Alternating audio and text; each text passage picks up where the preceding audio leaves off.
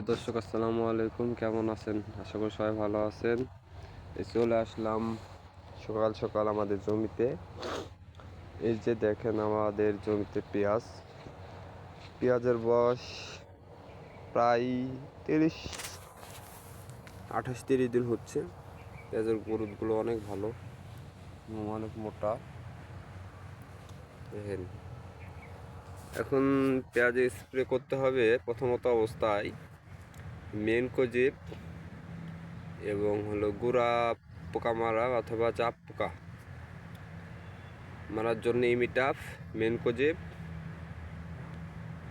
ডেকোনিল, এগুলো এই তিনটা বিষ একত্রে মারলে পেঁয়াজের গাছ দ্রুত বাড়ে এবং সতেজ হয়।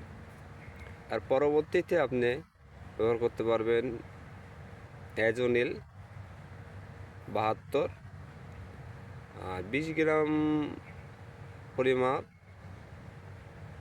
কার্বোডাজিম দিতে পারেন।